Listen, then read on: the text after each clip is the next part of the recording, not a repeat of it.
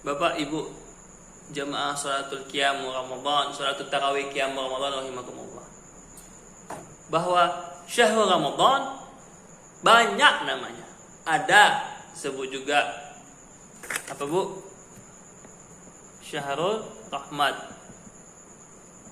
Ada istilahnya syahrul maghfirah, disebut juga dengan istilah syahrul maghfirah, bulan penuh ampunan. Ada juga disebut juga dengan bulan penuh pembebasan dari siksa api neraka, itskum minan nar. Lalu juga syahrul syam yang kita ketahui, syahrul Quran, di mana Quran turunnya nuzulnya di bulan Ramadan, 17 Ramadan. Kemudian kita ketahui bahwa dikenal juga syahrul jihad, disebut juga dengan syahrul jihad, bulan jihad. Kenapa begitu? Jelas tahu kita beberapa perang yang diikuti Nabi yang langsung, yaitu Ghazwatun Nabi, di mana Nabi ikut serta langsung turun tangan di situ, seperti Badar, Uhud, Khandaq, Khaybar, Tabut, Fathul Makkah, Yarmuk dan lain-lainnya. Di antara kesembilan perang yang diikuti Nabi itu ada di antaranya perang Badar 17 Ramadan, kemudian Khandaq di penghujung Ramadan sampai 2 minggu di bulan Syawal pada 5 Hijriah, dan perang-perang lainnya. Dan juga tentunya pada bulan Ramadan ini kita diperintahkan untuk berjihad dalam bentuk puasa. Maka hadza huwa jihadul akbar, Bapak Ibu semuanya. Hadza huwa jihadul akbar. Puasa ini adalah suatu jihad yang akbar, yang utama, yang agung, yang tertinggi, Bu. Jihad akbar. Masih kalah besarnya jihad perang melawan musuh, melawan orang kafir Quraisy, musyrikin, musyrikat, munafikin wal munafiqat. Masih kalah. Itulah, Bu. Bukan sholat, bukan zakat, bukan sedekah, wakaf 1 miliar, haji atau umroh, ngaji, baca Quran, baca tafsir, memaknainya, dan lain-lainnya sebagai jihad akbar. Tapi yang Allah tetapkan adalah as-shaum, as-syam. Kutiba alaikumus syam kama kutiba alal ladzina min qablikum la'allakum tattaqun. As-syam itu banyak alasannya, nanti ada dari hadis yang Allah langsung mengawasi kita dan sebagainya. Oke. Dari mana kita bisa memastikan, mengetahui atau menggali falsafah bahwa puasa ini adalah suatu jihad yang utama? Dari sabda Rasulullah tentunya, dan juga dari ayat-ayat Al-Quran. Yang pertama dari sabda baginda Nabi. Ibu, kita lihat bagaimana Rasulullah dalam Mustadrak Al-Hakim diriwayatkan, Rasulullah bersabda, raja'na min jihadil asghar ila jihadil akbar. Pada suatu ketika saat itu hadis ini turun, keadaan sahabat-sahabat hampir 300 lebih sahabat sedang berpulang dari perang. Mereka selesai dari perang apa? Perang Badar. Siap mereka perang dari perang Badar itu, Bu. Kemudian mereka beristirahat di Madinah, sampailah mereka di Madinah. Selang berapa lama kemudian Nabi setelah melihat sahabat sudah santai, sudah santuy, sudah tenang, lalu kemudian Nabi memberikan semangat dan menutup tausiahnya dengan raja'na min jihadil asghar ila jihadil akbar. Intinya kata Nabi, wahai sahabat-sahabatku, jihad kita yang tadi itu, perang Badar tadi itu masih jihad yang kecil. Belum ada apa-apanya, enggak ada apa-apanya. Enggak ada, kecil-kecil enggak ada, biasa aja itu. Kata baginda Nabi. Loh, kok dibilang kecil? Kok jihadnya kecil? Loh, padahal kita udah berdarah-darah ya Rasulullah. Ibarat dalam hati sahabat lainnya. Udah berdarah-darah, udah ada yang kena tusuk kanan kirinya, kakinya, kena tumbuk mukanya, hancur babak belur, ada yang meninggal, meningsoy, ada yang cacat mungkin, ada patah kakinya, tangannya, terkilir, terpelekot dan sebagainya. Dalam hati sahabat tuh, kok ini dianggap kecil? Aduh, kenapa ya? Kok seperti ini? Kok bisa gini ya? Berarti apa yang jadi besar? Lalu kemudian ada salah satu sahabat menjawab atau merespon sabda baginda tadi. Wahai ya Rasulullah, kalau begitu apa jihad yang besar itu ya Rasulullah? Kemudian Rasulullah menyahuti dan menjawab, jihadun nafs. Jihad kita untuk melawan gejolak diri kita sendiri. Ya, masing-masing dari diri kita. Itulah jihad yang besar.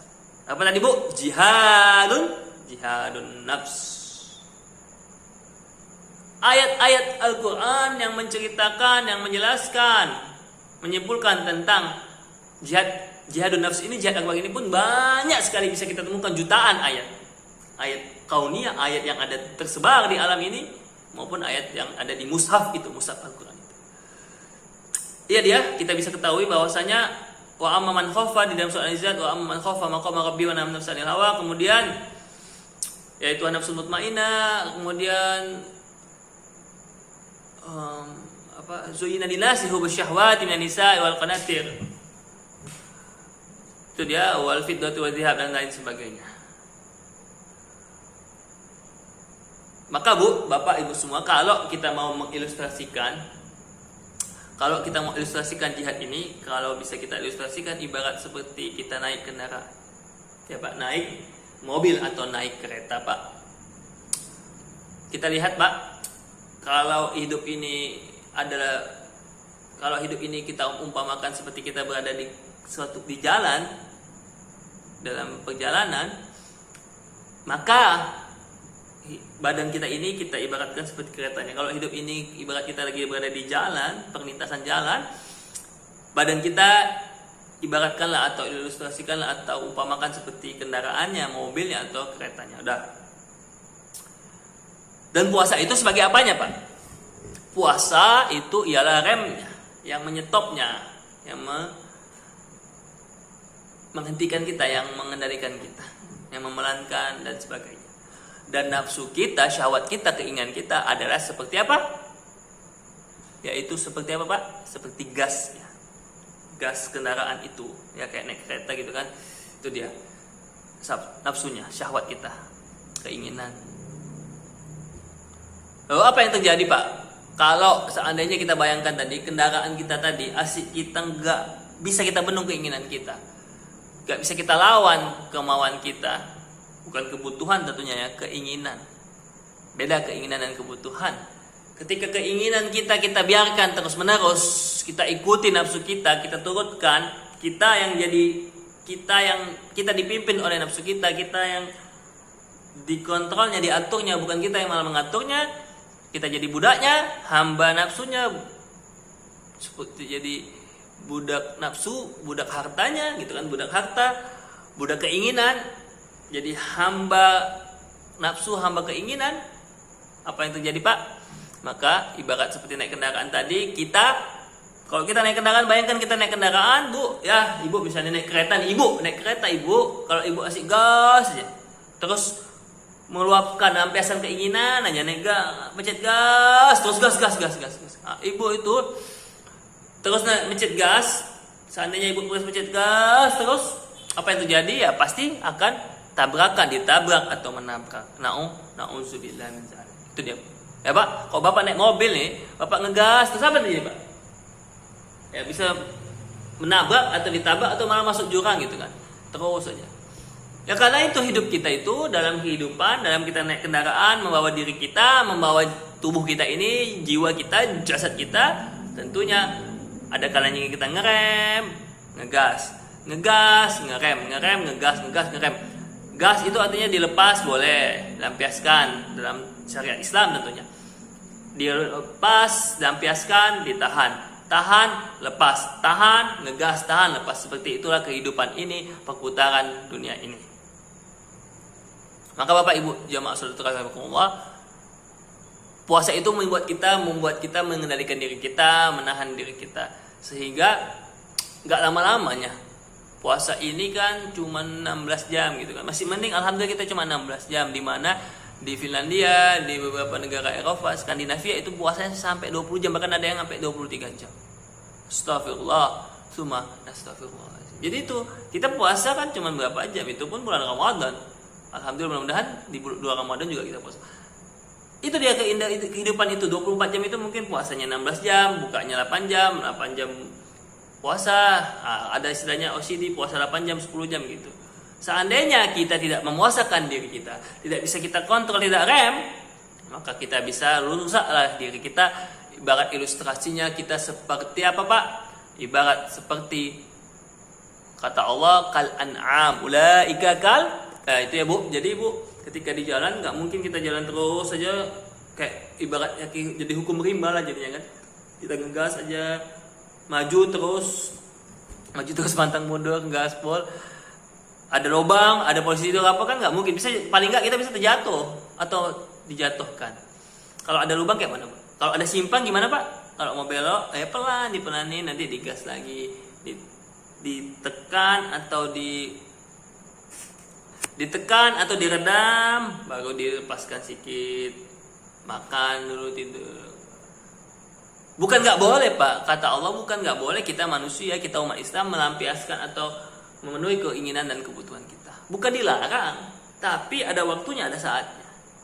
Kalau kita seandainya kita bayangkan ini, kalau kita terus setiap hari makan yang manis-manis gitu kan, kue, roti, teh manis pagi, siang, sore, malam, kita makan itu terus yang manis-manis, kue-kue itu kan, lama-lama jadi apa? Jadi bisa kencing manis, jadi sakit diabetes kan. Nauzubillah, nauzubillah. Itu dia. Ada saatnya. Satu hari katanya kan 3 sendok kalau gula itu idealnya. Kalau garam ya kalau masak ya setengah-setengah, 2 sendok lah. Jadi mungkin setengah sendok pagi, 1 sendok siang, untuk malam 1 sendok masak garamnya ya, maksimal kadar garam dalam satu harian kita itu. Itu dia. Jadi bukan kita juga kayak orang-orang yang agama Buddha seperti mereka tuh nggak makan puasa terus, nggak nikah, vegetarian dan sebagainya, bukan begitu. Mana Nabi melarang itu. Melihat umatnya, ada pernah seorang sahabat saumud dahar, Nabi melarang Rasulullah saumud dahar wa salatu tulalai. Nabi nggak membolehkan sahabat-sahabatnya ketika itu dilihatnya ada, sahabat Rasulullah diceritakan Rasulullah itu ada si fulan itu puasa terus setiap hari. Ada juga salah seorang juga ada yang setiap hari sholat malam terus dia Rasulullah berjam-jam. Apa kata Rasulullah? Itu Rasulullah melarang kita untuk puasa terus berjam-jam, puasa terus setiap harinya, atau sholat malam berjam-jam lamanya. Sebabnya kenapa? Kenapa sih itu? Karena dalam tubuh kita ada haknya, tubuh kita ini punya haknya untuk istirahat juga. Satu, yang kedua, seandainya dia punya istri, kalau dia puasa terus setiap hari kan jadi lemas dia. Mana istrinya? Masa istrinya diangguri, masa istrinya dibiarkan begitu saja? Itu dia. Jadi boleh puasa, paling enggak puasa Daud, selang-seling dan sebagainya.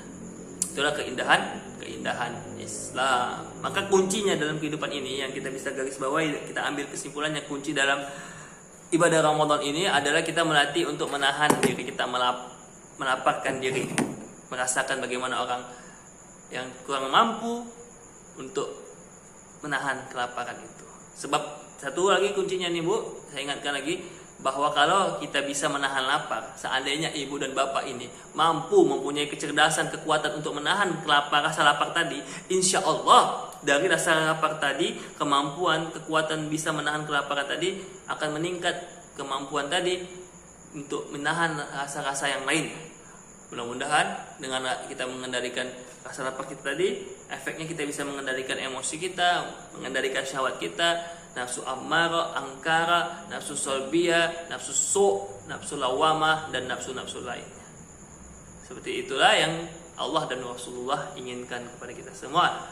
Dan mudah-mudahan kita bisa mendapatkan kemuliaan dengan kita bisa mengontrol, mengunci, memimpin diri kita. Kemungkinan besar kita ini bisa mendekati kemuliaannya malaikat. Kalau wajar kalau malaikat itu mulia, karena memang malaikat itu tidak ada nafsunya, dan